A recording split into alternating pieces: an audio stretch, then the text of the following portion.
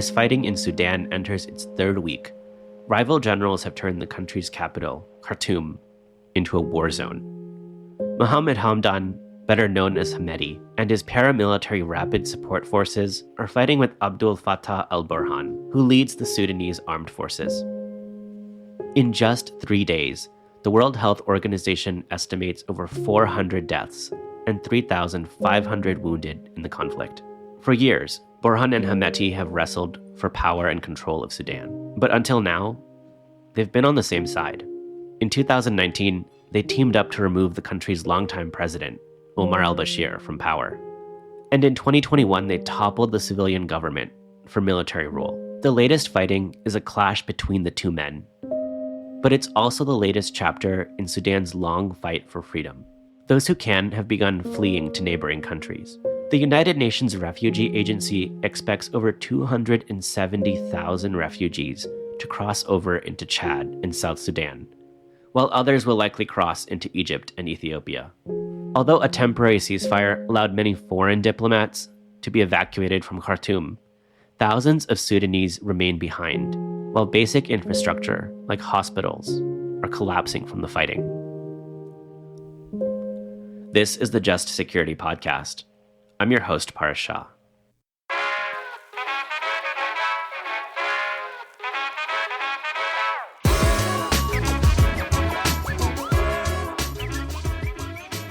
To help us understand the conflict, what it means for the people of Sudan, and how it will impact the region, we have Quscondy Abdulshafi, Suliman Baldo, and Rebecca Hamilton.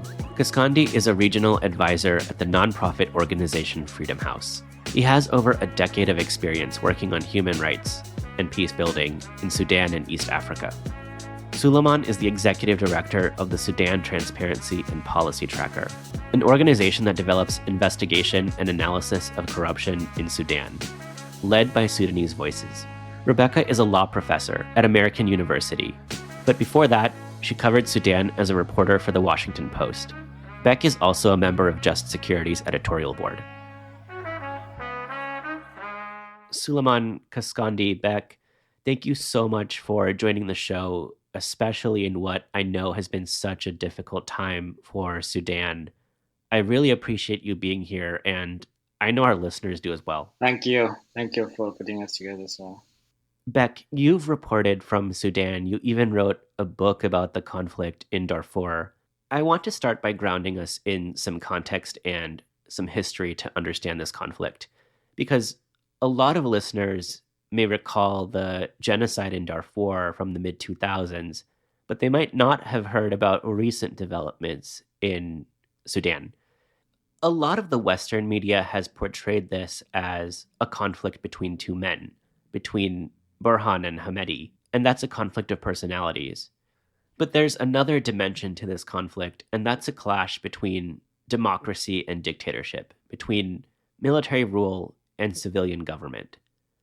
And to understand that story, we need to start with a third man, not Burhan or Hemedti, but the former president of Sudan, Omar al-Bashir. What do we need to know about what's been happening in Sudan for the last 30 years?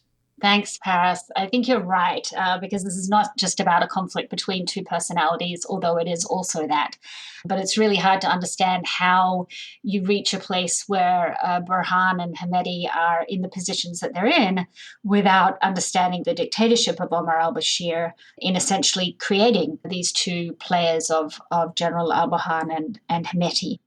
So for many listeners, Sudan has just hit the headlines all of a sudden, but what we've seen in the last 2 weeks has not come out of nowhere and in fact has a brutally long history in Sudan.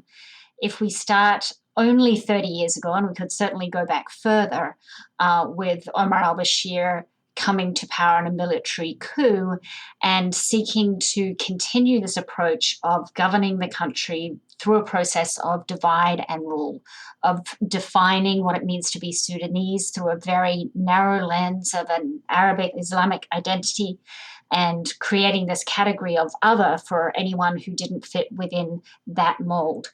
And then generating these conflicts in all of the regional areas. And listeners will remember, of course, the genocide in Darfur at the start of this century, which played to the same dynamic of othering. The conflict in Darfur is complex, but when thinking about the conflict that's happening today, here's what listeners can keep in mind. Almost exactly 20 years ago, a rebellion sprang up in Darfur. To put down that rebellion, Bashir armed a different group, the Janjaweed, a militia that was recruited mostly from Arab herding tribes who were already in conflict with the region's non-Arab farmers. One of the leaders of the Janjaweed's genocide in Darfur was Hemedti, who later transformed the group into the Rapid Support Forces out of this militia. Suliman, could you tell us more about these militia groups? I think the Islamist factor is very important. Bashir took power in a 1989 coup in which the military were just the front for the Muslim Brotherhood movement of Sudan. They wanted to re-engineer Sudanese society and population to their image. That movement survived the fall of regime from Omar al-Bashir in 1989. And it has been working from behind the scene to manipulate the officer corps that it controls within the Sudan Armed Forces so that a transition to democracy never get a chance. So Sudan is making a full circle. Hemedti was brought to Khartoum by Omar al-Bashir, who was hoping that he would provide protection against the risk of a military coup. Obviously, Bashir didn't anticipate that the coup would come from his former lieutenant, Hemedti. How does Burhan fit into this picture? So for me, Burhan and Hemedti are partners in crime. They have known each other from the early 2000s in Darfur, where Burhan was the liaison officer between the Sudanese Armed Forces and their proxy, the Janjaweed. Burhan became the head of the border guards. This is the corps which was created by the Sudan government to incorporate the Janjaweed when the international pressure increased for dissolving this deadly militia, having realized the genocide they committed in Darfur. Just to make sure I've got this straight, Burhan and Hemedti, these two generals, are the keys to Bashir's power.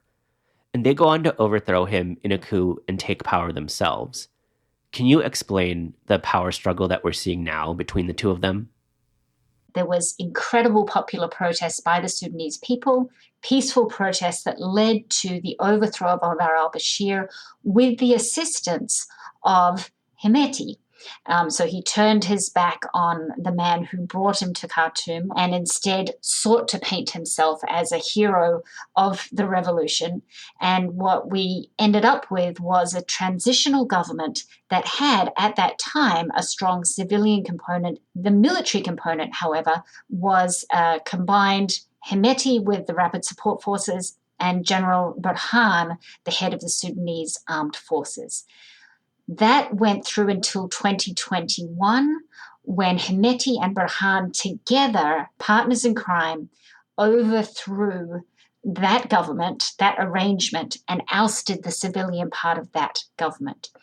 Since then, there has been a scramble to try to keep some kind of transition to democracy on track, but it has been really a futile endeavor when you have had Burhan and Hemedti at the helm. And I think it is not terribly surprising to anyone that at some point this arrangement would reach its limit. There is no winner in this fight, and there is only one loser, which is Sudan, which is being destroyed before our eyes, and its population, which is being, again, sent in displacement camps, in refugee camps across the region. And Sudan doesn't deserve that. Together, they are partners in crime, and they are killing the country and its people. Quscondy, anything you'd like to add there? In past 64 years of Sudanese independent life, at least 54 of those were ruled by the military. All this change has been kind of obliterated by the military institutions. And that rule, throughout those years, they accumulated a lot, not only power and wealth, but also internal systems of politics and control. And I think one of the strongest mechanisms of control was war. Now they built an ambition for power, And because of that, now this is the end circle of all the evil circles that turn it into itself. And it is I hope it's a final episode of Sudan's existence or non-existence. So as we say in the beginning, this is the worst of all possible worst scenarios that could happen. Talking about the worst of all scenarios here, it is this culmination in many ways of so many strands of Sudanese history coming together. And I think one of the things that has taken people a little aback in the last 2 weeks is that it is unfolding with the center of it actually, the center of the fighting happening in Khartoum. So for decades and decades and decades, all of those wars that Quscondy has been talking about have been happening in areas outside of Khartoum, and Khartoum was the place that people fled to. Right, and now even that sense of relative safety is gone. The Sudanese, when they see everyone, foreigner, leaving the country, the pace of the evacuations by all nations, almost 36 of them, already have arranged to extract their citizens from Sudan, they get worried, frankly, because, they draw their logical conclusion that friendly nations are abandoning Sudan to its own fate. And as a result, what has happened is a spontaneous exodus out of Khartoum. It's a survival instinct, and Khartoum is becoming a ghost city as we speak. I know the images I've seen on TV really do show a ghost city.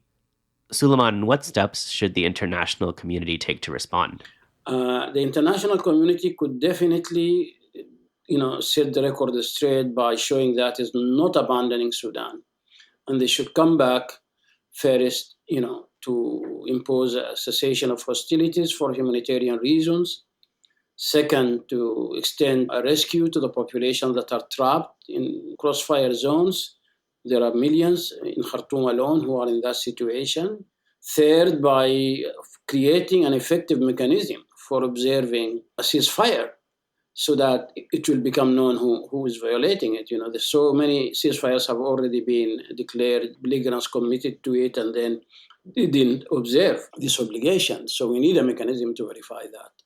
And last, international community should use its leverage to return Sudan to a political path where the hopes of the Sudanese for democracy, rule of law, modicum of justice for all the injustices that has been meted out over the decades is guaranteed.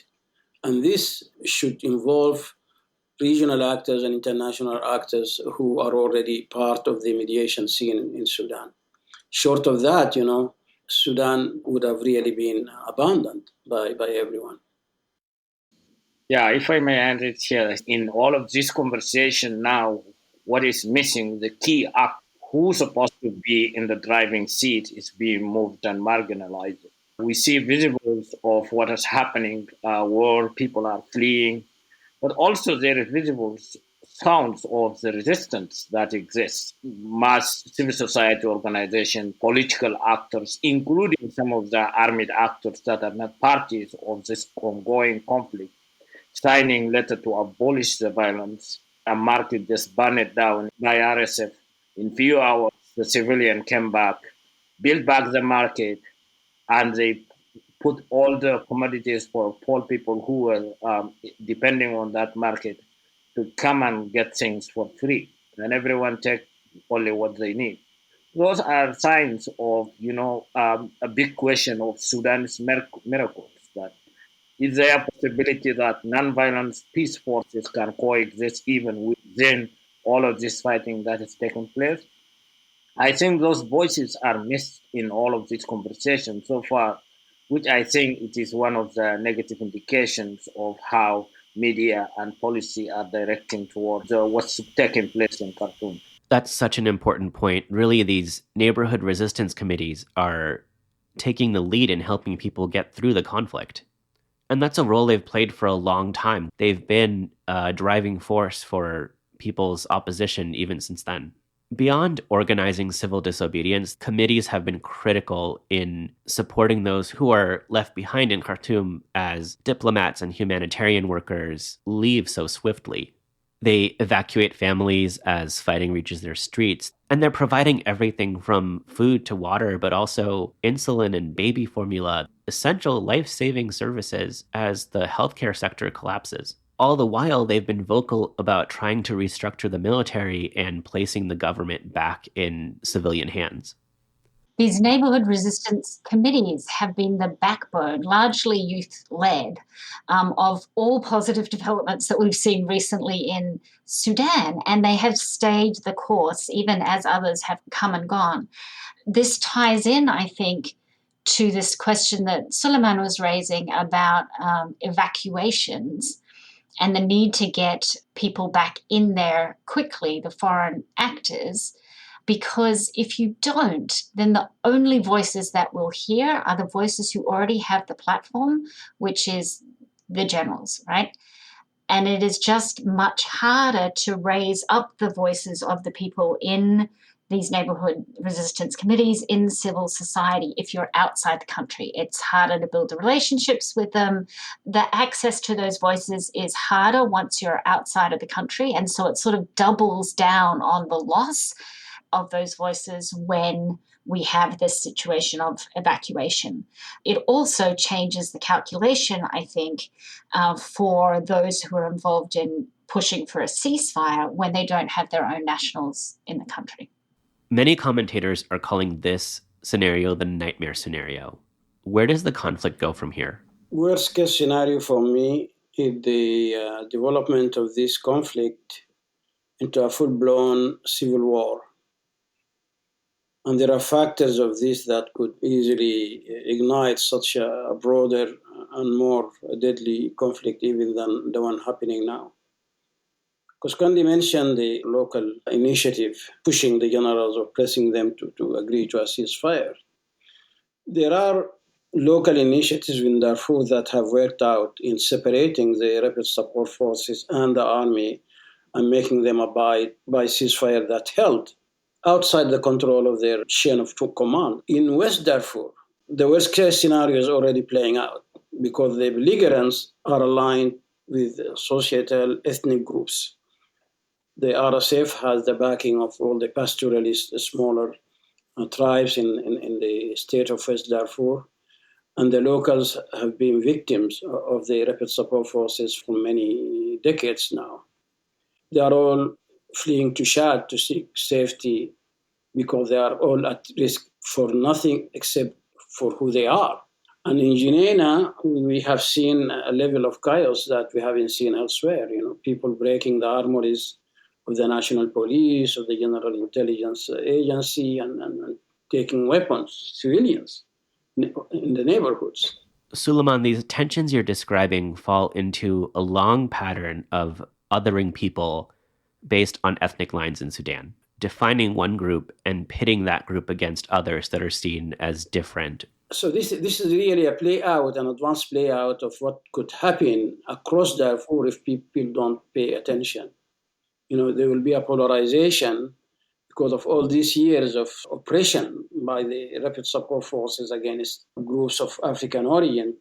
Educated leaders of those groups are saying, let's join this fight and take our revenge on the rapid support forces and so on, little knowing that this could really ignite a destructive war that is even more deadly than the conflict of 2003 that is still ongoing. Actually, it never ended.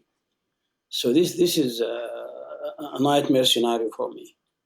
I mean, not to make the very bleak picture that you've painted even worse, Suliman, but just to say, of course, that, we're not just talking about Darfur either, because these very same dynamics are playing out in other areas that have been the victims of the consistent strategy of a sort of divide and rule to maintain control and the pitting of one population against another, and the question of who is quote unquote truly Sudanese and what does that Arab Islamic identity look like and who gets defined as other from that. And that that division that has been created and stoked over successive generations at this point, all it takes is just another match to set it alight. So I think, the worst case scenario looks even worse. And then adding on to that, if instead of the one sort of unified message coming from external actors that the violence just has to stop, we instead get these different actors backing one side or the other, and there's just more and more weaponry sent into Sudan. It's just horrific. I'm also curious, as we look forward, what are the key things that we should have on our radars? What should we be looking out for? There is intense diplomatic preparation for a coordinated mediation, but there is a diplomatic jam of initiatives. The U.S. is depending on the Quad, the mechanism it has developed in partnership with United Arab Emirates, Kingdom of Saudi Arabia, and UK, to play a lead role in mediating for a political outcome of this conflict rather than, the fight to the end that the generals are seeking. At the same time, Sudan definitely, the current government of the day, which is the coup d'etat regime of General Burhan, has clearly and in no uncertain term, and even in the council session about the situation in Sudan, expressed preference for initiatives by the African Union on the principle of African solutions for African problems. And I expect that the regime, the military in Khartoum prefer, this route because they would think that the African institutions would be less harsh on them because they're really not prioritizing the democratic aspirations of the Sudanese people. They will search a solution that they would label as stability, but not necessarily one that would lead Sudan back to a democratic transition. Adding on what Suliman said, any potential of change of current strict political position of each military party that will have to finish the next one, I have to arrest this one, how that rhetoric is being played out into softer language, depending on trends of the conflict in Khartoum and elsewhere in Sudan. So I think any change in those positions, either through international pressure, but also through exhaustion of the war options, can open a new window for potential any permanent ceasefire, and how those processes being transpired are very key in the coming days to watch. Both of the warring parties, particularly now the release of some of the former regime leaders from the prison, and now they are free, open on air, can be a new trend to watch. All of these new prisoners release can be tools for new violence and something to really need to be watched as things go through. I think I'm at least finding it hard right now to focus much beyond the really urgent need for a permanent ceasefire, just because of what we're seeing and what the risks are. But that is just your baby step one for what is in fact needed. In the medium term, assuming the sort of traffic jam that Suliman has laid out on the diplomatic front is worked through, I think I might be concerned that the strong preference of all external actors for just stability is going to drive what any conversation looks like. And that is going to, once again, not serve the democratic aspirations of the Sudanese people. But I understand why that desire is there, and certainly figuring out how to make the shift from military control to true civilian control is an enormous challenge. I just wish over the course of recent history, we would have had more patience for the work involved in supporting the navigation of that challenge. instead of this sort of idea that you have the moment of overthrow and celebration and wonderful talking points emanating from around the world, and then you focus your attention elsewhere, which of course leaves space for all of the actors that never went away, that would spoil the transition to democracy, to come back and take control. And I think that is exactly what we're seeing emerging today. As Western media outlets have withdrawn from Khartoum and diplomats have also left, how do we get credible information? What sources can we look to understand what's happening on the ground? There's a very heavy, intentional, very well-organized campaign of misinformation and disinformation from conflicting parties that's taking place currently as part of the warfare. And I think lack of information, now the exodus of diplomats, but also people who are doing monitoring of human rights and credible information, in the coming, this can set up a new trend of using the existing limited access media to really promote agenda of war and deep division. So I think strong attention on those trends could be very important on coming days. There is very much in the beginning of the conflict, particularly the first 3 days, intentional targeting of everyone who used a phone or camera to take photos. And because of that, it was really, several people, civilians who have shot during time when they try to take photos and images. But it's still currently, because the violence actually takes place in a short military confrontation in an area, and then they move to another area.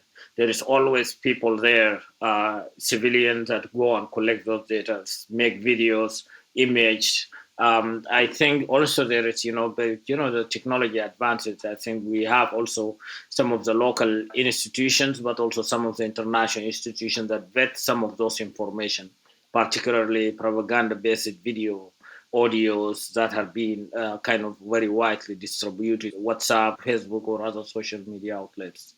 So I think it's just, to be very careful of any piece of data that come in, to consume it before you just take it. This is true. I think it's really, really needed to be cross-checked because it's really very much intentional misinformation happening.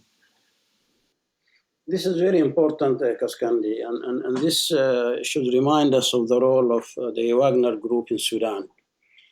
Because the Wagner Group came to Sudan by invitation from Omar al-Bashir to provide security services, training, and facilitating weapon supplies from Russia. And the second intervention that they excelled at is political influence operations. They were very effective in setting up disinformation platforms, favoring a positive image of the military as more capable of ruling Sudan than those civilians who were then, civilian-led transition, and the military therefore should be in control and so on. I want to point that there are credible news websites, such as of Sudan Tribune, Radio Dabanga in particular, Madamik, which is one news website in Arabic, or Rakuba. These are Sudan Nile news websites. The Sudanese go to these websites to find some credible information that has little chance of manipulation, because all of these groups, alternate media websites such as electronic Taghir or Change newspaper also, they do have people on the ground who are proper journalists and are vetting the information seriously. There is a website of the Democrat and of Jarida, Al-Tayyar, all the local news, services that are known to the Sudanese are providing that service. International, it is probably Sudan Tribune and Radio Dabanga who are doing most of the flow of credible information out of the country, particularly what's happening beyond Khartoum, because there is a lot that is happening, for instance, in Darfur, in Kordofan, and these news websites that are bilingual, in fact, are doing a great job covering in these difficult circumstances. One of the many things I'm concerned about is that for the first time, we've seen the reaction of all of the diplomats from external countries in the past week rushing to evacuate. There's a panic and a focus about the fact that Khartoum is under attack. And I'm worried that in that focus, we are going to lose sight of what is happening around the rest of the country as well. So building on all of that, I think it's important to remember that there are incredible Sudanese journalists who have, against all the odds, across the course of decades, managed to get good information out of Sudan. They know how to work under really difficult and dangerous conditions and are continuing to do so. But the other thing to say is that as relates to misinformation and political influence campaigns that are being spread through social media, unfortunately, Sudan is not unique in having to deal with this now that it's in this conflict. And we've seen the tragedy that unfolded in Myanmar with the role that Facebook and misinformation played in that situation. The only positive thing to say out of that is that there have been lessons learned by both tech companies and by civil society itself. And then one of the things that might be worth thinking through is how some of those lessons can be brought to citizens in Sudan or watching the conflict in Sudan about how to avoid some of the pitfalls of the online spread of misinformation in the context of conflict. Thank you so much to all three of you, Quscondy, Suliman, Beck. I know this is such a difficult time and that all of you are incredibly busy. Thank you so much. Thank you. Thank you. Thank you. And with my Just Security hat on, a particular heartfelt gratitude to both Suliman and Quscondy for taking the time to speak with us, even though I know your phones are exploding and there's a million things that you're dealing with around the clock to handle what is happening on the ground. So I'm always learning from you. I'm always grateful to you, and I really appreciate your time today. Thank you. Thank you. The Just Security podcast is produced in partnership with NYU's American Journalism Online program. AJO trains students to become world-class journalists, no matter where they live or work. Find out more about AJO and how you can apply in our show notes. This episode was hosted by me, Paras Shah, with co-production and editing by Tiffany Chang and Michelle Eigenhier. Our music is the song The Parade by Hey Pluto. Special thanks to Quscondy Abdulshafi, Clara Abt, Suliman Baldo, Rebecca Hamilton, Alex Kappelman, and Ben Montoya. We'll link to Suliman's piece, which analyzes how the international community can respond to the conflict, in the show notes. If you enjoyed this episode, please give us a 5-star rating on Apple Podcasts or wherever you listen.